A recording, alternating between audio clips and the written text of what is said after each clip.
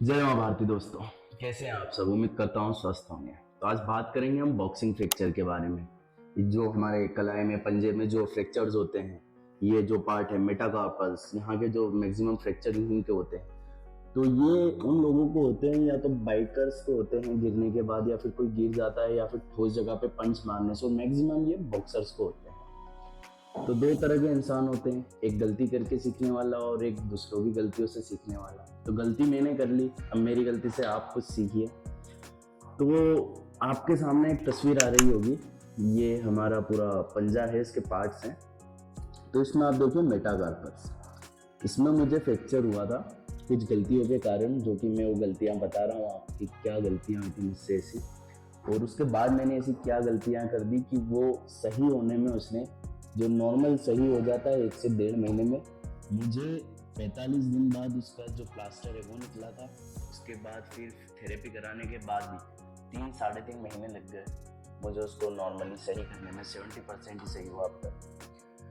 तो पहली चीज, मैं जो अपने ये कलाई को, अपने जो पंजा है, ये पाम, इसे मजबूत करने के लिए इसको बैक साइड को मारता था अपने बैग में, पंचिंग बैग में। तो वो मेरा पूरी तरह रिकवरी नहीं कर पाया था। उसके बाद हमारे क्लब ने फाइट रखी थी, हर महीने फाइट्स होती है, तो वहाँ पे एक लोकल फाइट थी। तो एक बॉक्सर आया था, ग्वालियर का था, कहीं का था। उसका वेट था अराउंड 84-85 kg का, और मैं था उस वक्त 70-71 kg का। तो 13 to 14 kg का डिफरेंस था। तो मैं उतर गया, क्योंकि होता ये था कि हमारे क्लब में क्या, दूसरों से खेलने का मौका बहुत कम मिलता था। हमारे साथ जो प्रैक्टिस करते थे उनके साथ तो लड़ते रहते थे, मगर बाहर से कोई व्यक्ति आया उसके साथ लड़ने का मजा कुछ और था। तो मैं वो फाइट के लिए रेडी हुआ। तो जो बैंडेज होती है, मैंने वो बैंडेज बहुत ही हल्के से पहनी थी, मतलब उसको मैंने ज़्यादा टाइट नहीं किया था उस वक्त, जल्दबाजी में। तो सेकंड गलती ये हो गई थी। तीसरी गलती ये थी मेरी कि जो ग्लव्स था, जो एकेडमी का ग्लव था, थोड़ा पुराना हो चुका था, वहाँ पर रख दिया था किसी ने। तो मैं जल्दी में उसे पहना और रिंग के अंदर चला गया। मुझे उस वक्त लगा कि वो यहाँ से मुड़ा हुआ था, गल गया था वो थोड़ा। तो मुझे लगा कि ये सही नहीं बैठेगा, बट मैं खेलने लग गया। अब वहाँ पर बात थी थोड़ी ईगो की भी थी। तो जैसे ही हम खेलने लगे, मेरा पहला पंच उसे जो पड़ा था, तो मेरा जो हाथ है यहाँ से हल्का सा मुड़ा, और ये वाला जो पोर्शन है, तो ये मारने में यहाँ से मुड़ा। और ये देख रहे हैं आप, ये मेटाकार्पस, ये जो बोन है मेरे थंब के पास वाली, ये उसके जाइगोमेटिक बोन, ये यहाँ की आँख के नीचे जो हड्डी होती है, उससे टकराई। जैसे ही वो टकराए, वो इम्पैक्ट इतना पावरफुल था कि मुझे अचानक से यहाँ पे एक झिंझनाहट सी होने लगी। मुझे यहाँ पे ऐसा लगा कि हाथ में कुछ तेज बहुत लगा है, कुछ दिक्कत है, मगर मैंने उसे इग्नोर किया। मैं हिलता गया, बट उस पर पेन होना चालू हुआ जैसे मैं ये पंच उठा नहीं पा रहा था। तो मैच तो लगभग मैंने लेफ्ट हैंड से ही पूरा किया, मगर सेकंड टाइम पे फिर से हुक मारने में वही हुआ इम्पैक्ट। हुक यहाँ से पड़ा, यहाँ पर प्रेशर आया अगेन। तो वो जो हड्डी थी वो बिल्कुल ही अलग हो चुकी थी, टूट चुकी थी वहाँ से। तो उस वक्त तो ध्यान नहीं गया, मैच कंप्लीट हुआ, मेरे कुछ पंचेस मारने हुए, उस दर्द में भी मैच जीत भी गए, क्योंकि वहाँ ईगो की बात थी। मेरे भैया वगैरह देखने आ गए थे, और एकेडमी वालों को इसने बोल रखा था मैं इसको हरा के जाऊँगा यहाँ से। नॉर्मली बॉक्सिंग मैच था, वो धीरे धीरे कब हाइपर हो गया पूरा मैच, पता ही नहीं चला। तो उस मैच के बाद मैं जब ग्लव्स उतारे, हाथ जो था मेरा सूज चुका था, स्वेलिंग आ गई थी इसमें पूरे में। अब उसके बाद मैं गाड़ी चलाकर जब घर जाने की बारी आई, तो मुझसे गाड़ी का जो स्पीड है वो तक नहीं पकड़ में आ रही थी, वो मैं पकड़ ही नहीं पा रहा था। और गाड़ी थी एडवेंचर ESD, 380 किलो कह रहा हूँ, उसे संभालना और टफ। तो मैं जैसे तैसे 20 की स्पीड पे घर तक पहुंचा, जब मेरा हाथ बिल्कुल वर्क करना बंद हो गया था, बिल्कुल पूरा सूज गया था। देन अगले दिन 6 नवंबर को मैंने एक्सरे कराया, देखा, एक्सरे देखी आप, जो हड्डी थी वो टूट चुकी थी, बट प्लास्टर चढ़ा दिया।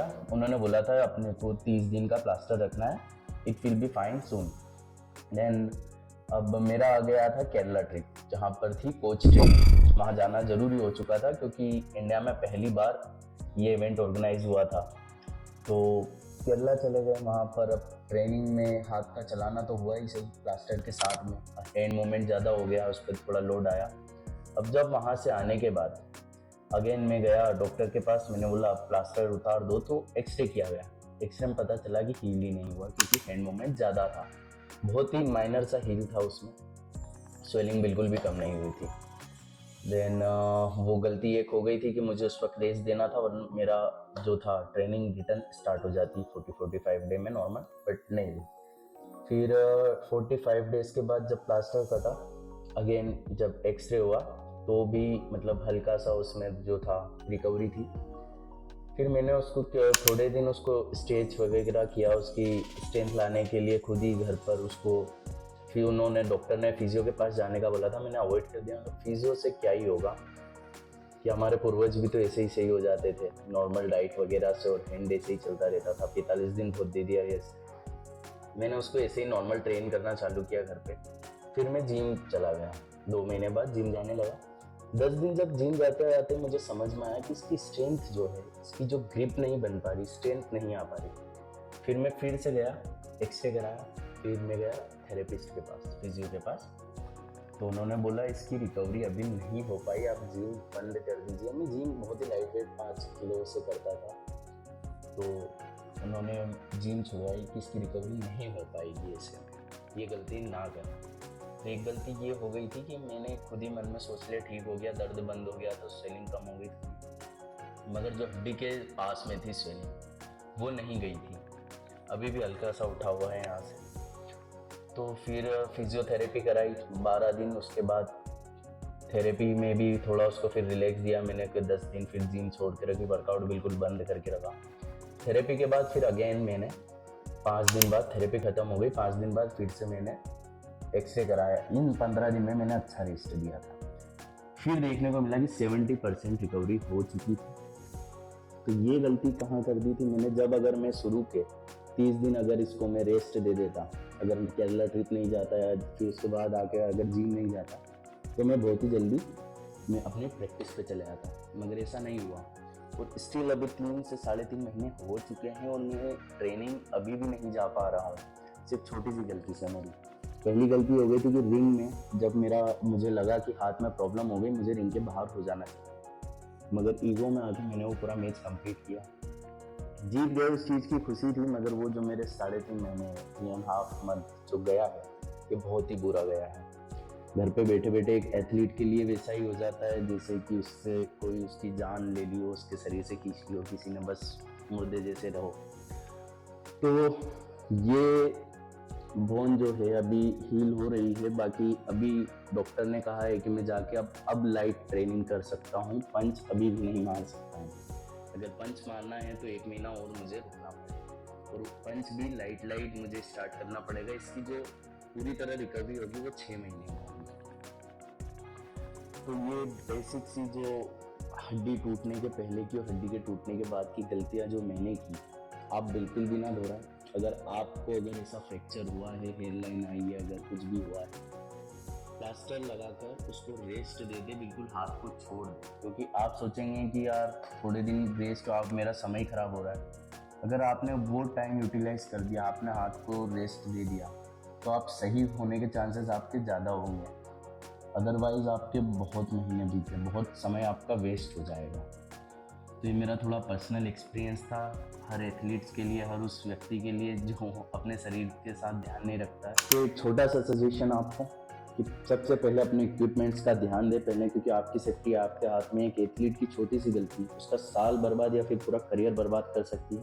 तो पहले अपने इक्विपमेंट्स देख लें कि वो प्रॉपर हैं या नहीं, उसके बाद ही उनको पहने और फिर परफॉर्म करने जाएं। और दूसरी ये चीज़ है कि जब आपको रेस्ट लग रहा है, आपकी बॉडी रेस्ट मांग रही है, तो उसको रेस्ट दे दें।